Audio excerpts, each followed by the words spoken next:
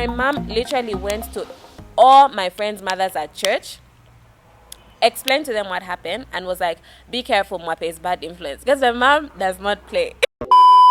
Hope you're able to follow this video. You guys, I hope it made sense for you. If it didn't, I'm sorry.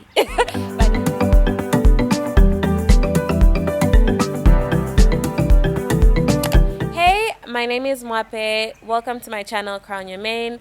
Today I'm doing a little quick video, a story time on how my parents caught me with a boyfriend at age 14. So, just a little disclaimer, I had done this video with Seda about a week ago, but I wasn't too happy with the footage. I just didn't really care for the lighting, so I decided to do like my own one, unfortunately. And we also didn't finish it. We were like, okay, we'll finish it later, but we didn't get a chance to. But this story includes Seda. So let's get right into it. So I was in grade 10. It was December holiday, and it was the time leading up to my dad's birthday. My dad's birthday is on December the 12th, in case you care. Okay, so it was the time leading up to his birthday, and Seda was home. She had come home for a few days, if I'm not mistaken. Now, it was a Saturday morning, and I was like, okay, you know what, cool. Let's go see our boyfriend. Seda had a boyfriend, I had a boyfriend, and they both stayed in the same area in Nyumbayanga. So I remember specifically that morning I had cramps. Like, you guys, I never really, I wasn't one to experience cramps, but that morning I had terrible cramps. And I really wish I listened to my cramps, but stubborn me, and because, you know, we had a plan and it was gonna be lit, that's how we left home. We left home. Oh, guys, I made a little drink. It's not too bad. Okay, I digress. I've been wanting to use the word digress. I love it when people use it. I feel like it's one of those spare words in English that no one really uses. So, yeah. Okay, I'm blabbing. Okay, yeah. So we had told mom before leaving that we wanted to get a surprise gift for my dad because his birthday was coming up, as I said. And mom was like, okay, cool. So those who know Archie's gallery was like the plug for birthday gifts. You guys, if you're bored, you just go into Archie's and walk around and see all the things you wish you could have, like for a gift or for nothing, you know. So like, oh mom, we're going to Crossroads, Archie's Galleries, they have really good gifts, so I just want to go look at birthday gifts for that. Dad, I'm really sorry, like I used your name to lie. Like, you guys, it was just, yeah. We only left with one phone. I have no idea why, but we decided to leave with one phone. Bearing in mind the fact that we're going our separate ways when we're going to leave home. Once we go to the bus station in Nyumbayanga, St. John's bus station, to my OG people, to my OG people who know St. John's bus station, that's where we're dropping off. So, actually, we're going to drop off at the last bus station. What am I saying? But you know what I mean. Nyumbayanga, we're going to Nyumbayanga. So, that's how we got there. We went our separate ways. Seda went with all the transport money. She went with the transport money, and she went with the... She also went with the... She went with the phone. The one phone we carry. We got to the bus station, we went our separate ways. Seda went on, and then I went to see my friend Veronica because she stayed really close to my boyfriend's house at the time, my boyfriend at the time's house. I hung out there for a bit, and then when it was time to meet my boyfriend, I met him, we hung out, and then fast forward, it was about 17 hours, and I was ready to go home. So he escorted me to St. John's bus station, and then he was like, are you sure you're good? Like, you don't want to use my phone to call Seda? Tried calling Seda, her phone was off. So I was like, no, don't worry, I'll wait right here. I'm sure she'll show up at some point because we agreed that we'd meet there around 17. So it's like, oh, it's all good. He was like, you don't need money? I was like, no, I'm good. Trust me, like, I'll wait. Which was really dumb because I don't know. But hey, you're 14, what do you know? So I ended up waiting there. You guys, I had no plan because I should have, I don't know. He kept telling me, like, should I leave you? And I was like, yeah, don't worry, like, I'll be okay. Now that I think about it, it wasn't the wisest thing, but hey. You know, he kept telling me, like, just, you know, let me wait, but if it I was just like, don't worry, I'm okay. So guys, 17 hours came, Seda was nowhere to be seen, the phone, like, I couldn't call her, I couldn't get on a bus home, like, I was just there sitting with no plan. So, I ended up bumping into a family friend. I don't know, he was driving by. So I just asked him, I was like, hi, I'm stuck. I need some transport money. Can I please borrow some money? I'll give you back at church. Because I was on a Saturday and we had church on Sunday. So he's like, okay, cool. How much? He even gave me 10,000 kwacha at the time because it wasn't rebased yet. So He gave me money. I took the bus home. I think I got home just after 18. And at that time, like, my family were very strict about curfew. I got home just after 18, and mom and dad were in the kitchen. And then they're like, where's Seda? Hey! So I was like, I'm not really sure where she is. Okay, you know what, though? I should have, okay, I don't know. I don't want to say, like, okay, focus. So I was like, I don't know where she is. Then mom was like, we know when these things happen, boys are involved. Boys are involved. Then dad was like, yes, we know boys are involved. And mom was like, you know what? Get in the car. We're going to Seda's parents' house, tell them that you've lost their child. You guess how we got in the car? I went alone with mom. Went alone with mom to Northmead where Seda's parents were. So we got to Northmead, you guys sat, and then I explained to them what happened. Then while I was explaining to them what happened, Seda got into the house. She arrived at my parents' house. So dad called mom and was like, oh, Seda's arrived. So they're like, okay, let's get into the car. So we got in the car with Seda's parents and we drove home because it was going to be like a sit down. So I had explained to them my side of the story already. So we got home and we had a sit down. Guys, listen to how the living room setup was. Our parents sat there on the two-seater couches, and then me and Seda sat on the, like, opposite each other on the one-seater chairs. So that's how they're like, no, we know that when these things happen, boys are involved. We just want to hear what happened today. So, so thank goodness they were like, Mwape, you start, which was good because if Seda started, she would have felt to like loop her story into mine because I had already given my side of the story to our parents, to Seda's parents and my mom in Northmead. So I was like, okay, cool, you know, this is good. If I start the story, they won't be able to see, you know, like Seda will match up to it and everything will be okay. So I told my story, you guys. I was like, okay, when we said that, we got to Crossroads. When we got to Crossroads, I told her that I'd get something from Spar. So when I went to Spar, Seda remained in Archie's, looking around for a gift, but that's how we lost each other. Like when I went back to Archie's, Seda wasn't there. So I started off trying to like look for her on the streets, tried looking for her, no luck. That's how I ended up going to see my friend Veronica. And from Veronica's house, we went to see Francine. It is a lie! Another friend of ours where we hang out. And then I tried to call Seda's phone using Veronica's number, but the phone was off. So that's how I ended up going to St. John's, trying to get a bus. That's how I got home. Guys, smart, right? Not so smart. So, Seda told her story. Seda said the same thing at the beginning. We're at the mall, we lost each other. And then from the mall, she called her... she started looking for me on the streets. Dad, you guys, my dad, he's so woke. He was like, okay, so you started looking for Mwape on the streets. Which route did you use? Okay, which route did you use? So I was like, Seda explained her route. Okay, what time was that? It was about this. Okay, so where did you go? Like, guys, he was in full investigation mode. So yeah. So yeah. Seda explained and said, okay, finally, I decided to take a taxi home. I got in a taxi. I told him to take me to Kabata Baptist Church because at the time we were staying in the manse at KBC. And Seda was like, he got lost. You guys, our parents laughed at Seda. Lost. Kabata Baptist Church, next to YMCA, opposite Livala Secondary, they got lost. They laughed. Until I was like, guys, he did get lost. Like, until now, guys, she swears by the fact that taxi got lost. Dad was like, okay, so you guys are saying that this is what happened. Okay, so Mwape, so mom, he told my mom to take Seda and her parents to their house in Northmead. So that was like, okay, we'll go to Veronica's house and we're going to find out from her what really happened. You guys, it was like 20 hours. So I went to my bed. I was like, okay, can I just go and get dressed so that I can go to the bedroom and get something warm? So I was like, okay, you can go. So mom started off, she went. My brother was having a sleepover, knocked at the door and asked for a spare phone so that I could call Veronica or quickly text and tell, like, girl, listen, this is what's happening. But dad came to the bathroom door,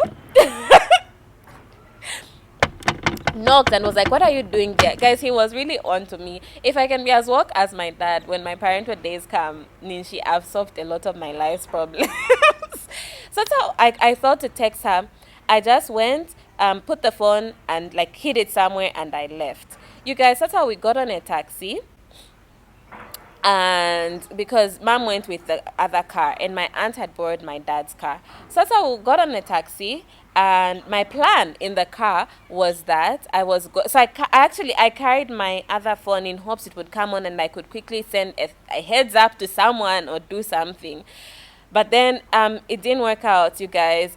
So my plan in the taxi was that when I get in the taxi, when we reach closer to Nyumbanga, I'll be like, okay, it's dark. I have no idea. I'm lost. I can't remember how to get to Veronica's house. And because I wouldn't have had a phone on me, or the battery is dead. Like I had planned that, Dad, I'm smarter than you. I got this. But just when that thought crossed my mind, he was like, and I hope you know where we're going. I was like, huh? It's too late. I was like, okay, that's out of the window. That can happen. Whatever, it's done.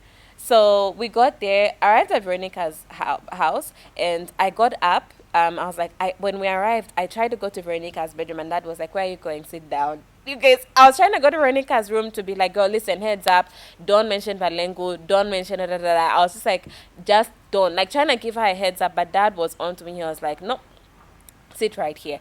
So now Veronica's mom came, Veronica came as well, and Dad was like, okay, can we go outside and talk about what happened? When we're walking outside, my mom, Veronica's mom and my dad were in front. So I just whispered to Veronica, I was like, don't mention Balengu. So she was like, okay. So I thought, no, we're good. So that's how we went outside. Veronica explained her side of the story. Now she was like, okay, so Wapeke went to see Francine. Now Veronica's mom was like, Veronica, didn't you say that Francine's in Kitwe? So she was like, yeah, but that was before Francine started off today. So Dad was onto it and he was like, okay, since you guys were with Francine, Mwape, whisper in my ear what Francine was wearing. Veronica, whisper in your mom's ear what Francine was wearing. That's how I just knew checkmate. I was just like, I mentioned the outfit that she last saw, but I was like, what are the odds that I last saw her in? But I was like, what are the odds that Veronica will say the same thing? Because if I said jeans and the top, he wanted to know colors. Like, that was not going to fly. So I was just like, okay, I'm lying, Dad. I'll tell you the story. I'll tell you the truth. That's how we went. I threw Seda under the bus. I was like, okay, so we went to see Seda's boyfriend. I didn't mention my own boyfriend. Guys, sin, it makes you selfish. So, yeah. The agreement was that Mom, after dropping off Seda and her parents, she was going to come pick us up from Nimbayanga.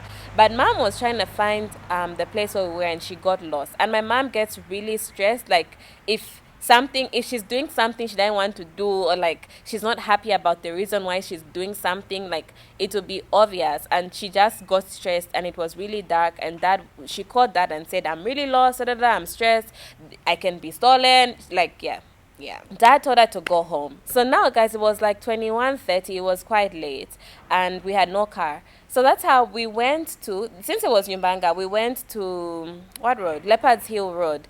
Guys, we were facing the cemetery. It was creepy. It was dark. The road wasn't busy. And I could see the grave. Like, I could see the tombstones. Like, just creepy stuff. We waited there for a taxi. No one showed up. And I remember I was telling, because I was really freaked out. And I was like, Dad, like, what if we're stolen? Because there was a bus that drove by and the men were evidently drunk. It was just crazy and freaky and creepy. So I was like, Dad, what if we die? Then he was like, if we die, you tell God what happened. Like, you tell him why we were where we died. So I was like, I've never seen my dad like that. Like, he's really sweet. Like, sometimes he's sarcastic, but that was just like, Dad, do you see, like, I'm scared, I'm hurting. He didn't care. So we thought find a taxi. So there's a church member who lives in that area. So when there, Dad explained to her what happened, and she was able to give us a lift back home. So guys, that's how we got home. Mom was in her bed. She just had enough. Her light was off. She was done. So I sat with Dad. Dad called on the landline, called Seda's parents, and that's how we decided to, like, explain what each of us said. And from the sound of things, Seda had thrown me under the bus. I had thrown her under the bus. So basically the truth had come out. And Dad even turned on my phone. He was like, pass me your phone. So I passed him my phone, and he was like, you even have a message from your boyfriend. Because listen, from that time, I hadn't told Valenko that I had reached home. Like, there was no news, nothing. Like, I just disappeared. And he was there were even messages coming like, baby, are you okay?